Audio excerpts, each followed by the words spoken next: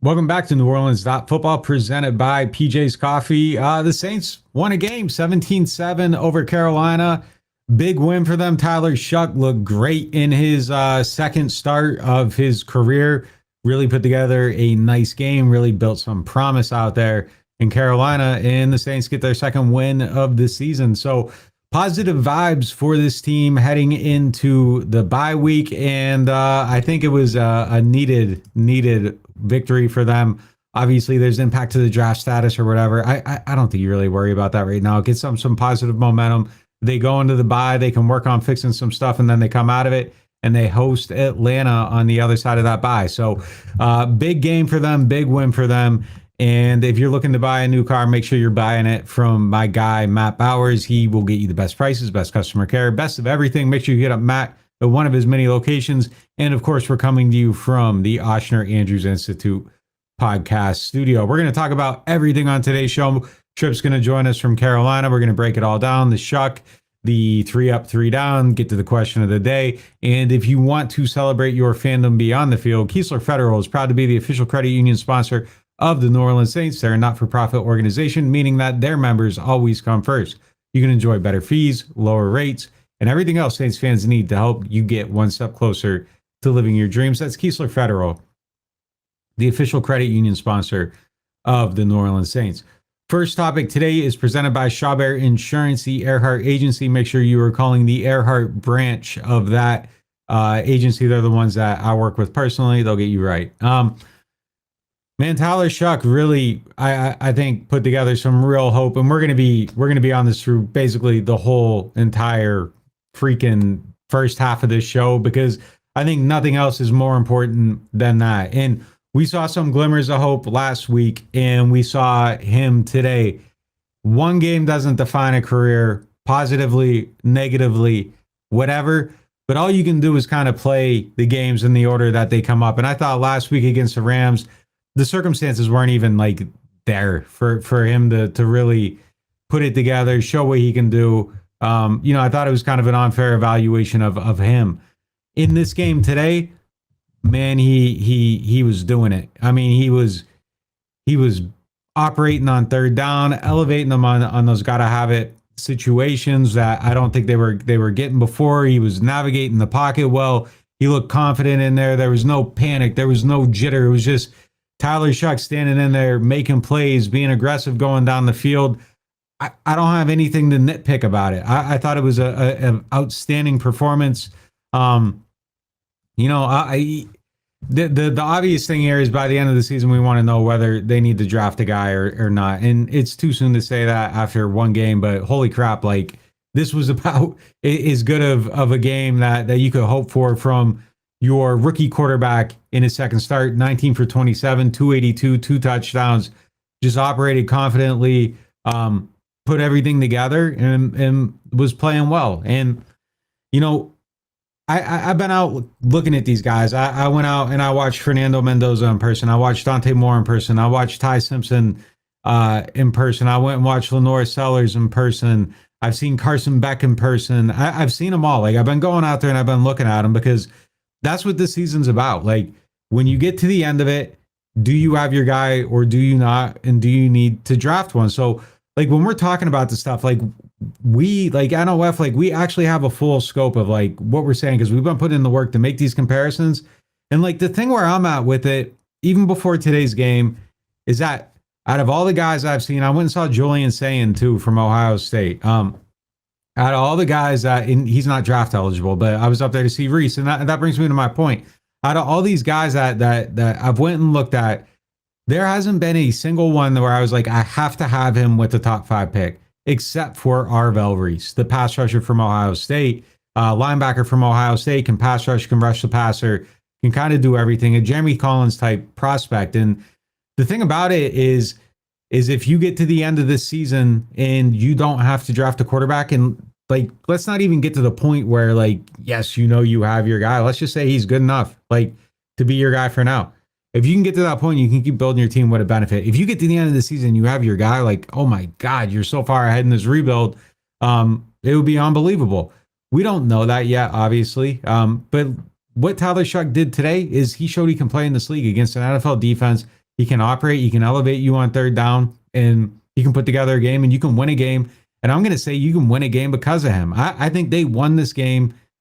There are a lot of guys that played well, but look, those third downs you're converting, like some of the plays he's making, at least in part, he contributed to the reason why they won the game. And that's going to be the thing that, like, you have to be able to do that if you are like the franchise quarterback instead of just like an operator who's kind of around. Like, you aren't winning because of him, you aren't losing because of him. Like, you can get by with a guy like that too. Shough showed today he can lift you up and you can win in moments, and those moments help you eventually win the game because of him. And man, that's just such a huge piece of the puzzle. And I'm excited to see where it goes from here. I mean, this is the most positive I've felt like about the quarterback in a while. I mean, Rattler obviously had the good game against New England. You know, where it's not a compared thing. Like, I think it's stupid to sit there and do that.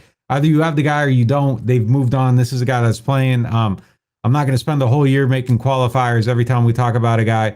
But look, we're looking at him. We're doing the work. We're out there scouting him. We're out there making the comparisons. And damn it, I'm telling you, like, this right here is, if you can do this, like, you're good. You're good. You don't have to take one. You can look other places. You can build your team other ways. Got to see this like 5-6 more times. But this is a very, very promising start to it. And just to see if I'm tripping or not, we're going to bring in Trip from Carolina to keep the conversation going. All right, moving on now to our next topic presented by the Mortgage Brothers. That's mortgagebros.money. Tell them NOF sent you. Get $500 off the closing cost of your next home purchase. Is Tyler Shough buying a home here? Like, what do you think? I mean, obviously, one game doesn't make a career. One game doesn't cement anything, but one game does maybe start something. And boy, that was a really, really impressive showing against Carolina. I thought he was part of the reason that the Saints won this game. Even it wasn't like he was just along for the ride. He was an elevator in some aspects. Incredibly encouraging. Where are you kind of just starting out? Where are you kind of at on it? Like, what's your thought process on, and where are you at on the hype meter? Yeah, incredibly encouraging. Luckily, we don't have to make any final decisions. And I mean, this just really makes it, you know, it was a tough, how many tough conversations do we have about when do you switch from Rattler to Shough? Should you? Will you ever? I'm glad now that we're going to see Tyler Shough for 2 months so that we don't get fooled by a bad performance, which I bet he has at some point, and we don't get fooled by a good performance, which today was really good. But this makes me really intrigued to see what, you know, his final 7 games are going to look like after the bye week. And there's a lot of beatable teams, including this Carolina team again at home. And they sure looked like they're toward the bottom of the league today. They did not look like a very good opponent today. But Miami and the Jets and the Titans. And if Tyler Shough plays anywhere near this level, you know, bye-bye Fernando Mendoza, you know, bye-bye number 1 pick, bye-bye number 2 pick. So he could solve some of those problems himself and buy himself a second year. So luckily, you know, we'll have a different conversation if he's losing the next Carolina game and losing to Miami and losing to the Jets and losing to the Titans and never is able to sort of recapture this again. But if this is the start of something and this is his potential, and, you know, then I think there's more wins to come. So he makes the second half of this season a lot more intriguing. Yeah, look,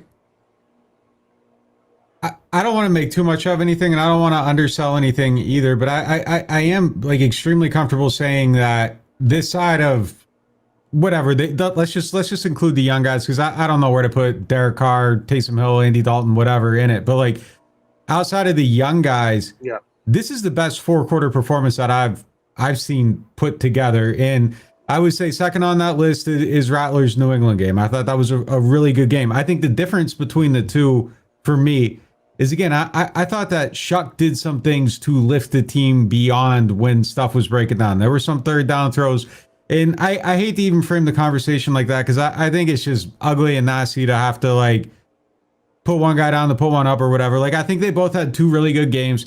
I just lean a little bit more toward this one because it just had some elements to it where I felt like if you were making mistakes, the quarterback was potentially going to get you outside of some of the mistakes. Like, someone could have dropped the pass in this game and it felt like it would have been okay because he was making some plays, lifting them above. Granted, now the part of that is that Carolina is on the other side of it, and that's the thing that we're going to find out over the next 2 months is that, hey, where does this exist? What does it mean within it? But I'm really excited about what we just saw today. Like this actually felt, regardless of what happens from beyond here, if you get this one glimpse of a guy that looks like he gives you a shot, that validates at least part of the thought process of bringing him in here. Is that, hey, maybe this guy has a shot to do it. You look at him and you find out at the end of it if you need to take somebody else. They've at least validated the scouting of him, the thought process behind bringing him in. That feels like something there at least, and we're going to see where it goes from here. But that's part of why we're covering the team the way we are, though, is like going out, looking at all these guys, looking at the college quarterbacks, doing the scouting stories on them, finding out where they're at, to see at the end of this, like, hey, how do we actually feel about where they exist within it?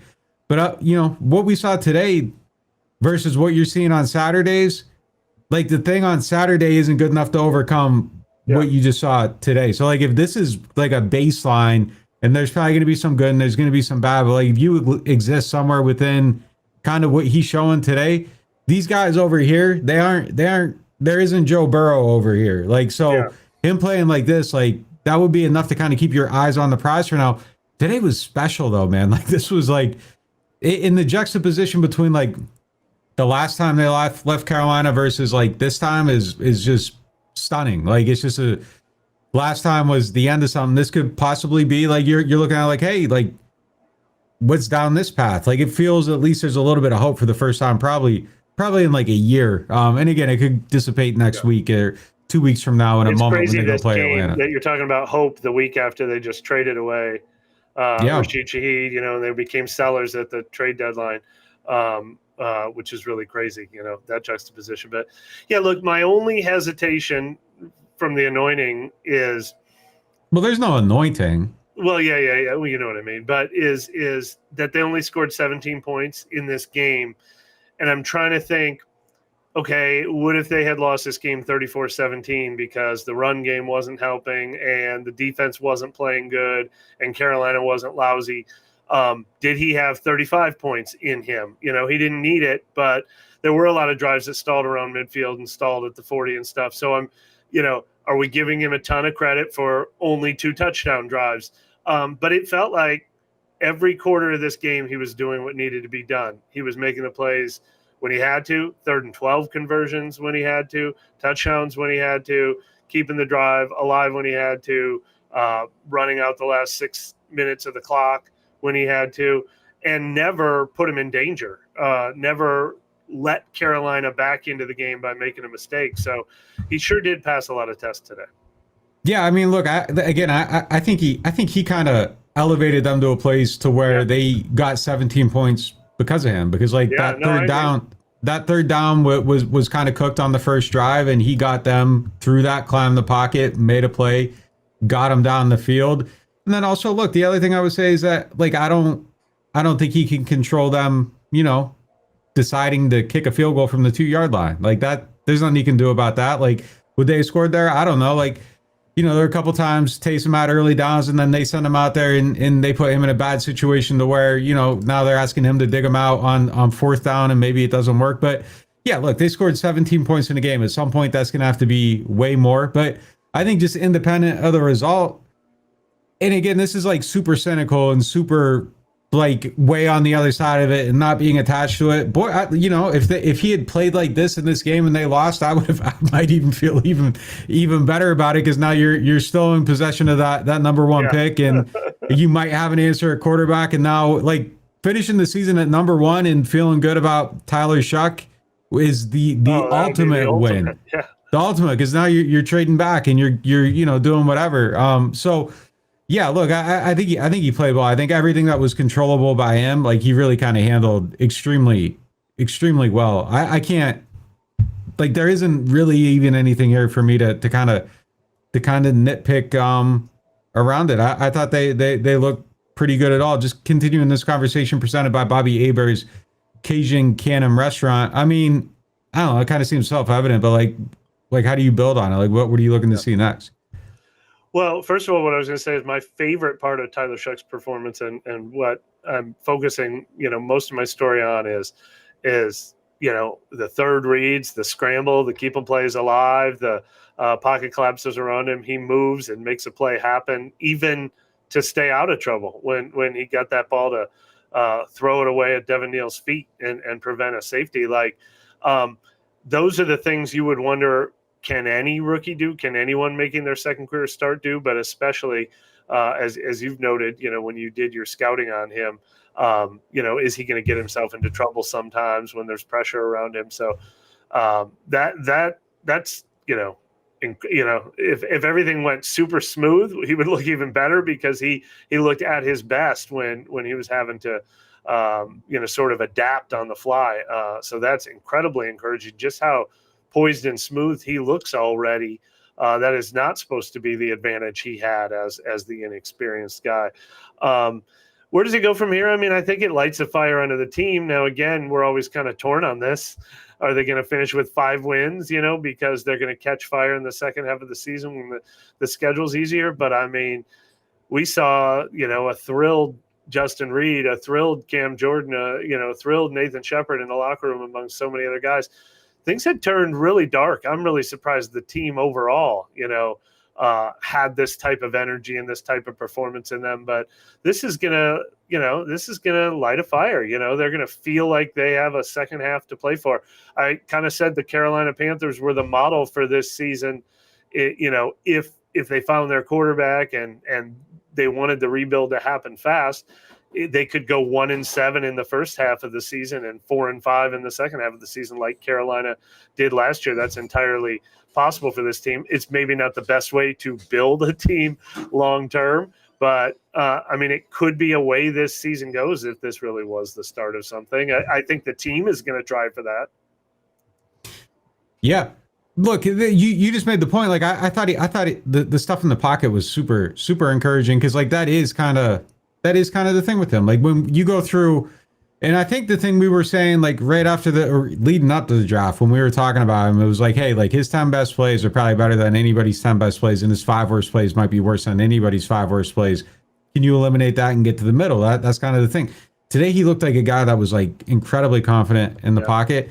Look, I also think part of it too is like, there was probably some preservation getting to the league. I don't think he'd ever admit to that, but like, I think after all his college injuries, all that stuff, I think last year there was probably an element of like, if I break a leg again, like that's it for me. I'm done. Like, I think probably some of that stress is probably gone now that you have a guaranteed contract in the NFL. Like, you can go out and probably let it rip a little bit more with knowing that there's some security that your future's set. So I think that's important. Like, he just looks very confident to me. He looked very confident today. He looked very confident last week. There were a couple plays like, look, I think a thing that like a lot of young quarterbacks do, and I kind of hate it, is that I don't remember.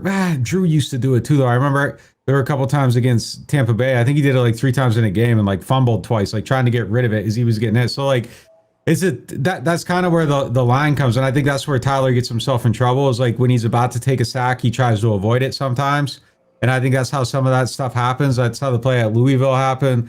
There's one last week. He did it at a high level today, exactly how you would want it to happen. And even if it hadn't worked, like what's the downside there? You're getting a safety, like even if you get grounding. So, but like he looked at Devin Neal and did it, and it was a heady play. But there's some of that. Like you just gotta, I think just with like experience, but I don't know, like the build on this, like this is a very, very, like I guess last week was actually the first start, but like, I don't know. It didn't feel like you really got to evaluate him 15 minutes of game time. Like this really felt like the start of something. The other thing too is I felt like the offense in some aspects was a little bit more put together today. I thought the run game was put together a little bit stronger today. I thought the Taysom package was more creative. I have my own personal thoughts on how to use that, but I mean, I thought that was more put together. The creativity. I really like I think it was a 3rd down handoff where they had Alvin in the backfield, Shough taking the snap, Taysom's at fullback. He turns like he's going to Alvin, gets the ball over to Taysom. Taysom runs for it. That was smart. The under center outside zone, like that was smart. Like I thought some of that was better, and maybe it's just like being in a game and not trailing, and you're able to get to some more of this stuff. I don't know what it is, but like it felt like it was a little bit more put together. And I thought Chris Olave was maybe like the biggest beneficiary of like the increased snaps and all that. My only like major downside A, 17 points. You want to see more, and B, Devon Bailey still on the milk carton. Unbelievable. He made his best catch of the year, but he was out of bounds on it. He did have a third down conversion today, but it's crazy because you can tell they were short. I think they were short on that third down. No, but he converted a third down earlier in the game, and they were the 15-yarder. What's that? Did he have 2 catches? Let me see. He had the 15-yard catch on 3rd and 17. I thought he had I think that was the only play he made today. Was the other one called back by penalty then maybe? I swear there was another Vele moment, but yeah, you're right. 15 yards on 3rd and 17 was not. God, 3 targets. That was a great throw. But you can tell they are so actively trying to get him involved too. And remember last week they said the touchdown pass to Juwan was drawn up for Vele. So I wonder why that's not connecting. But you're absolutely right. I would say 2 negative. I was a little frustrated by their inability to convert some of those short yardage runs to keep drives alive when they had to. They're like 3rd and 1, 3rd and 2, 4th and 1, 4th and 2. I didn't like those calls, man. What? Yeah, I know. I didn't like those calls. Why don't they have something they can get done in those situations? But they're so good, like up the middle of Carolina, and then the 4th and 1 or 1. What was it? 2 to go? The 1st and 2, 2nd and 2 from the goal line. Yeah, I didn't like either one of those, and it just kind of felt like as it was going on, it's like, hey, look, this is exactly like the bad series that we saw Tampa have against them, and it was just like, why are you? You got to try to figure out something else off it. That's what I'm talking about. And then they send Shough back out there to 3rd down. It's like, come on, man. This is a bad situation to be in. But that also happened at around the 50 and the Carolina 40 a couple times. I think the main reason they're only 17 points on the board is, what did they cross midfield 6 times? And those drives stalled when it got into short yardage territory. The ones they kept alive were the 3rd and 12s. They did better on 3rd and 12 than they did on 3rd and 2 today. Yeah, it's just running up the middle has not been. It's not something they're good at, and you're down guys, and I didn't like some of them calls, but I thought the theory of the run game was stronger than it has been overall. For sure. Alvin had he had some really big plays. I'm sure if we look it up, the most, double digit or the most 20-yard plus plays that he's had in a long, long time. So, how about that screen? Oh, that's pretty wild. And Alvin Kamara's screen. I swear I heard something about that being a good idea. I don't remember where I heard that. It's pretty wild, man. I don't know where that one came from. I wonder where that came from. All right, that's going to do it for the first one. Wait, hold on. Let's go there. What do they need next? Call your shot for Atlanta. What are you installing into the playbook next? Well, look, I think we saw some of it. I want more under center, outside zone stuff. I think that works well. And then get some play action going off it. You got a big arm quarterback that's willing to attack. You got Chris Olave cooking.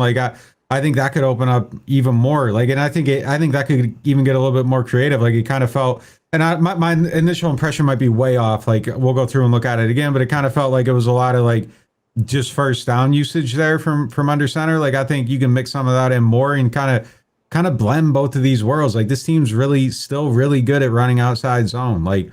You can blend that world into this world and kind of create something that's a little bit more dynamic. And I think your quarterback played pro style offense at Louisville. He knows how to play under center. He's extremely comfortable there. And I know Kellen Moore likes a lot of the shotgun stuff, but I think you can blend some of that together and just become a little bit more of a more dynamic attacking type of offense. And I think that's the next frontier for them. I think it can open up a little bit more now going forward. And it really should. Speaking of outside zone, Rashid Shaheed's new team has 38 points at halftime while we're recording this. Yeah, I thought they were going to get the maybe 50 in the first half. It was 35-0 with 8 minutes to go. And I don't even think he's doing anything for them yet, really. He has 20 yards. Yeah, I feel touchdowns. That team's cooking. I picked up their defense. That worked out well for you. They got 20-some points right now. But yeah. All right, we're going to hit the break, and we'll be right back with the player of the game. Whether you're an athlete or just trying to stay active, Ochsner Andrews Orthopedics and Sports Medicine Institute can help get you moving and keep you moving. You'll have access to the highest levels of specialized care, nationally renowned expertise, the latest equipment, and modern facilities, including a convenient walk-in orthopedic clinic when you need care fast. From the field to recovery, Ochsner Andrews Institute is there to help move your healing forward and get you back to what you love. Learn more at ochsner.org/ortho. Rouse's Markets is voted best grocery store in New Orleans, best grocery store in Baton Rouge, Mississippi, Gulf Coast, Thibodaux, Houma, Hammond, Lake Charles, Mobile, year after year. Thank you for choosing us best grocery store on the Gulf Coast. Number one. Thank you. Thank you. The number one grocery store In Mississippi, Alabama, Louisiana. 1 million customers a week can't be wrong. Welcome to Rouse's. I used a home equity loan from Keystone Federal to fix up the garage. Woo! Because living your dream means living your way. And the kids take off field. Not even game day. The NewOrleans.Football show is proudly presented by PJ's Coffee. PJ's Coffee has some of the best drinks that you can find. They have locations all over the city. They have pastries and everything else you need to get your day started. So go check them out. I don't play favorites with our sponsors on the show, but one of my favorites for sure is RV Masters. You guys have been watching our show lately and you've seen our awesome new van. That thing is decked out. And the best part about it is I took it up to RV Masters and I was like, this is what I want to do, but I had no idea how I wanted to do it or how to get it done. And they took care of it from start to finish, brought me out for updates, were giving me new ideas, and they made it exceed my wildest dreams. And they will do the same thing for you. RV Masters offers full service RV, motorhome, and travel trailer repair. They have preventative maintenance and service packages for your RVs, your AC, your generators. They specialize in solar and lithium upgrades, satellite TV, and Starlink. They'll take care of you if you get into a collision. Whatever you need, they got you. And I can speak from experience because they definitely had us on our new van. I cannot vouch for anyone more than I vouch for RV Masters. RV-Masters.com. Go check them out. I believe it, I can see it. If it's in my sights, I achieve it. Ain't no leaving, no defeating. Show up, complete and repeat it. Are you ready? Are you ready? Are you ready? Get game ready. Play game ready scratch-offs and fast play from the lottery. Win up to $100,000. Enter the second chance drawing for a chance to win up to $1 million.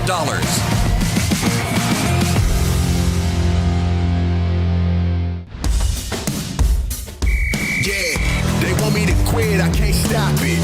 I'm out of this world, I'm like a rocket. And you can never be us. We not afraid of the pressure, cause we good in the clutch. Yeah. Get game ready. Play game ready scratch-offs and fast play from the lottery. Win up to $100,000. Enter the second chance drawing for a chance to win up to $1 million.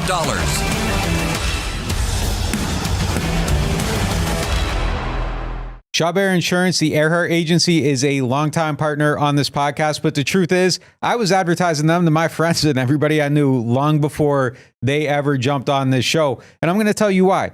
Every 6 months, my car insurance policy comes up. And every 6 months, I get a call from somebody from there telling me I need to change it or stay where I'm at. They're shopping my policy constantly to make sure I am getting the best possible deal. That means money in the bank. And those are the type of people you love because look, we all live here. We all know how it is. The insurance rates are out of control. You need somebody watching your back and they actually really do it. And I was with them before they ever asked me to be with them. So they are people that you need to be doing business with. And if you are going to look up their insurance, make sure you are looking for the Earhart Agency. Those are our guys. There's a lot of Shough insurances. The Earhart Agency is the one you want. I can speak for them. Real life, real support, real good business, real money saved. Call them up today. Shough Insurance, the Earhart Agency.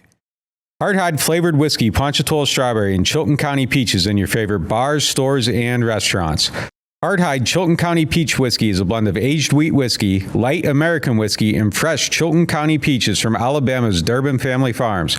And Hardhide Strawberry Whiskey tells the story of a small town famous for strawberry farming. A delicious natural strawberry-infused 86 proof whiskey for whiskey lovers.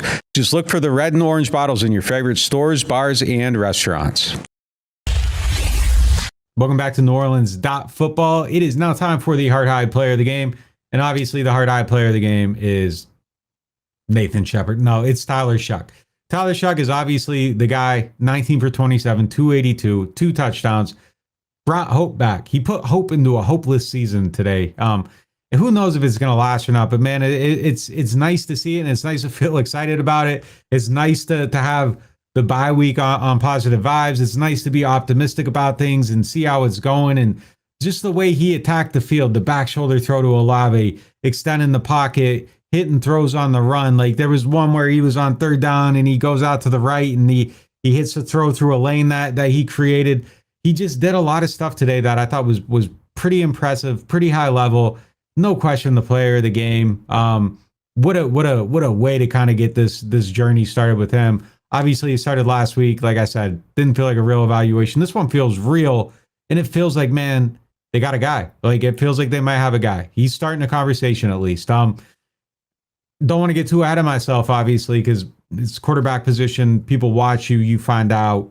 We'll see in a couple of weeks what the truth is, but he's starting a conversation. He's starting out really damn good right now. I'm impressed. This game went about as good as you could have hoped for it to go. Tyler Shough, hard-hide player of the game. Lock it in. Joined now by Kevin Washington for 3 Up and 3 Down, presented by Aaron Rose. Obviously, we have Tyler Shough as the hard-hide player of the game. Who you got? Who you got on your list? Who's number one for you after Shough? I put Olave. He's been a little bit up and down this year. Trade deadline came. They decided to keep him. They were kind of vocal about wanting to keep him around.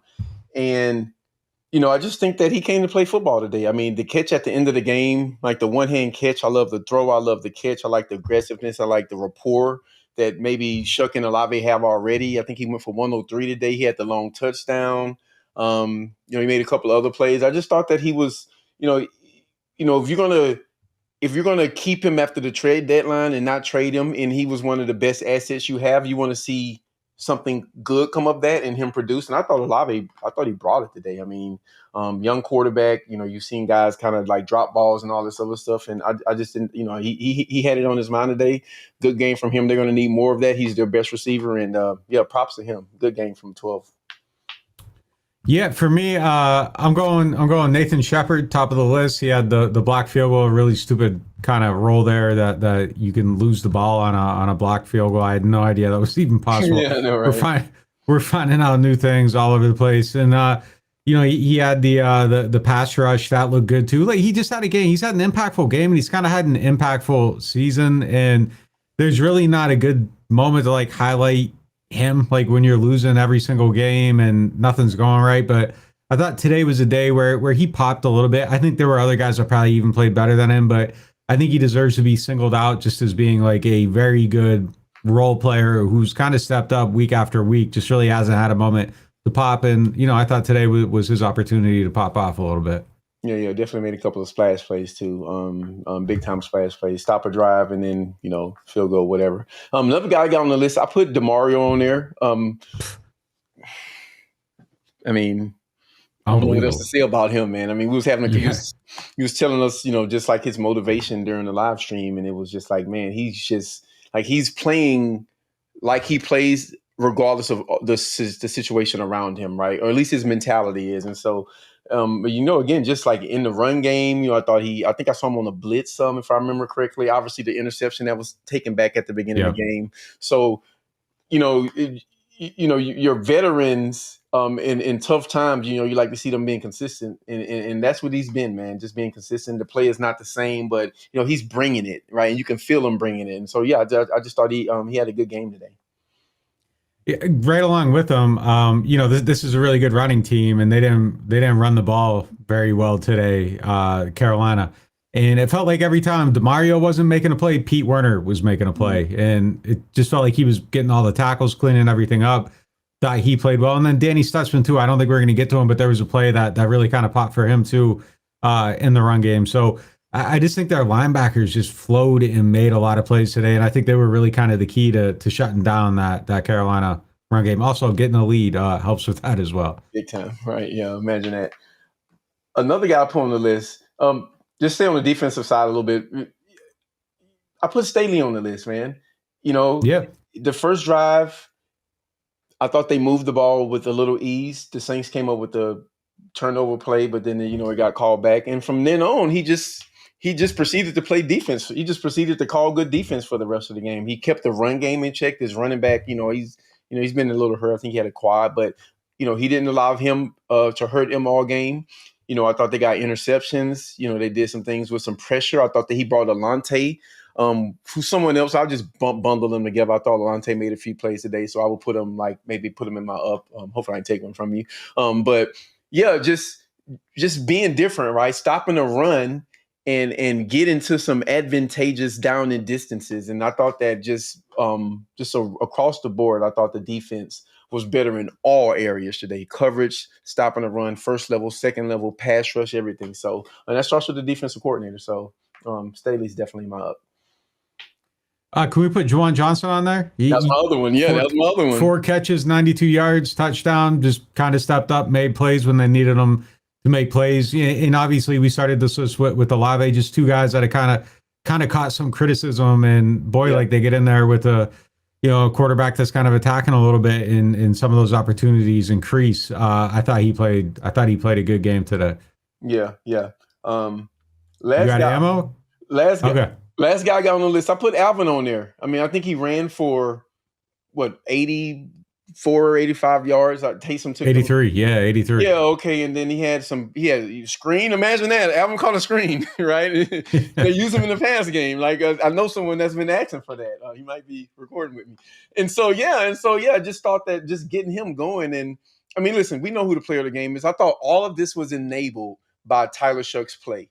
Like all of this, like defense did their own thing, but you got points on the board. You can play with a lead. You can call a different defense. So, but we spoke about Shough, but I definitely think Alvin was someone who came today and brought it via production, which we haven't seen as much this year. So yeah.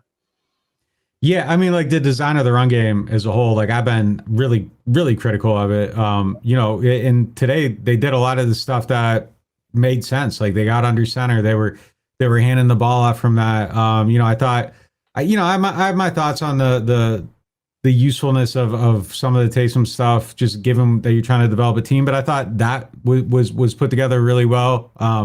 They had, one where he took a carry. I think it was on a 4th down from a fullback position off a handoff. That was really creative.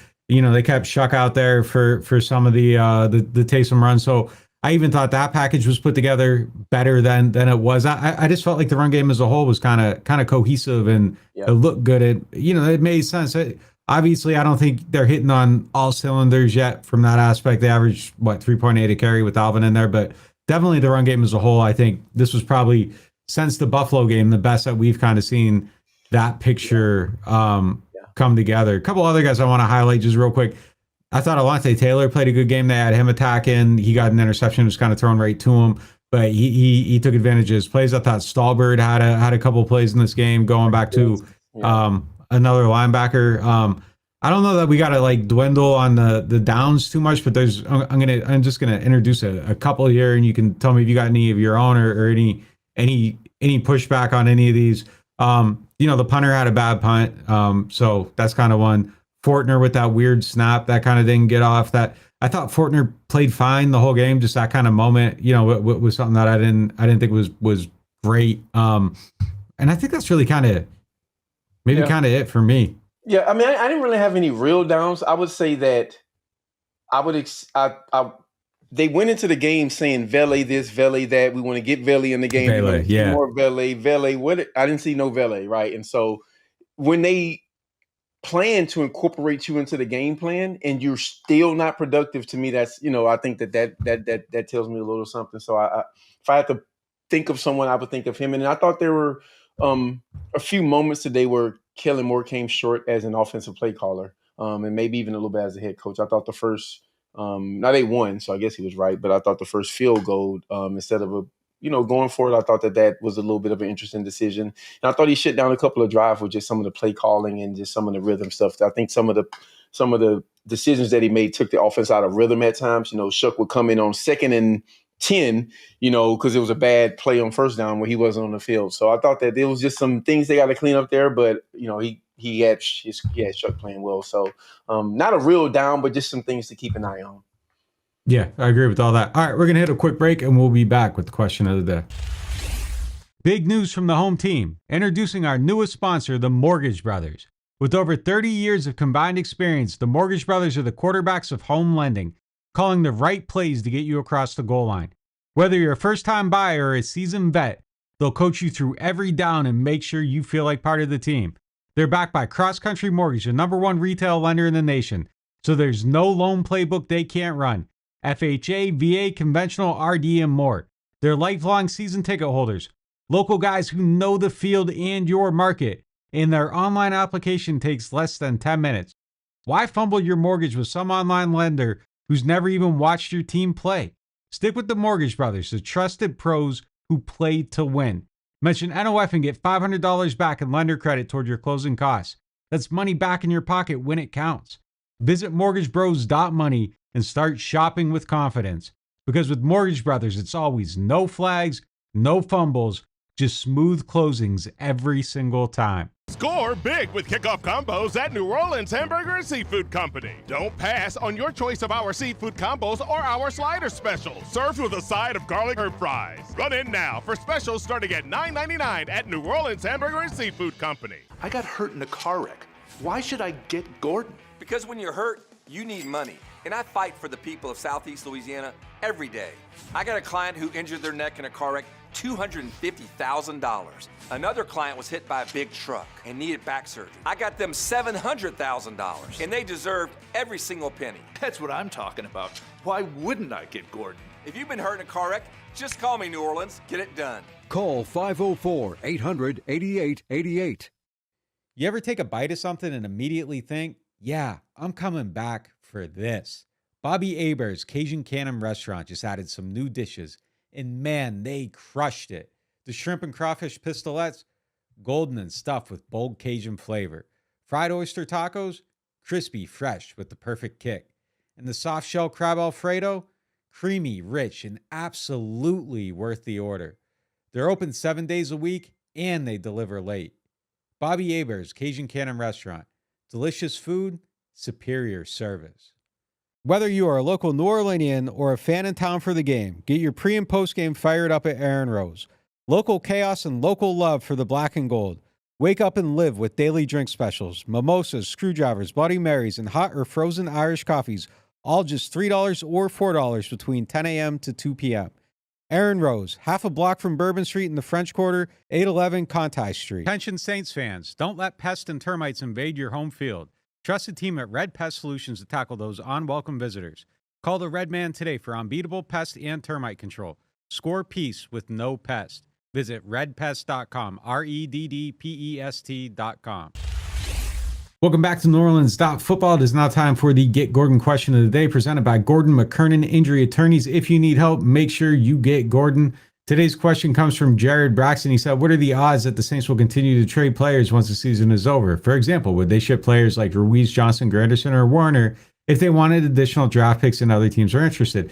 I think they're still going to be open to every single possibility, especially as they continue to build this out and see where their future is and how they want to move forward with some younger guys, or maybe get certain guys that are structurally better for a 3-4 front. Look, I also think, like, depending on where you're at with the rookie quarterback, that could dictate some of your actions too. Like, if you feel like you're close, maybe you're less likely to trade somebody away. So everything's still kind of on the table as far as how this rebuild goes. I think it's being defined, the path and all that stuff. But I think the door is open on every single possibility, and it should be. And I think that's what the trade deadline showed us, is that they are open to those opportunities. And they were open to listening to deals on Alontae Taylor because his contract's up. But I think they're still open to the possibility of potentially re-signing him. You know, where I think it gets really interesting is with Chris Olave. If they feel like they got a quarterback and you're getting him 100-yard games, and, you know, that becomes the norm down the stretch. And again, one game, you don't want to get too far out of yourself and make it predictive and, oh, it's all good and all that. No, like, we're going to find out going down the line. But if this is the norm and this is what the offense is and it opens up, do the Saints become more willing to invest in him? And does Chris become more willing to accept an offer here? You know, does it ease any of that, the negotiation, if everybody's happy, it's gelling, it's going forward? So I think that's where everything kind of gets really interesting going forward, is that if there's hope in the situation, do your goals get redefined? And I think they would have to, at least to a certain degree. So we'll see where it goes from here. Just getting started with the Tyler Shough era. Start of it looks pretty damn good. We'll see what happens next. We'll talk to you next time.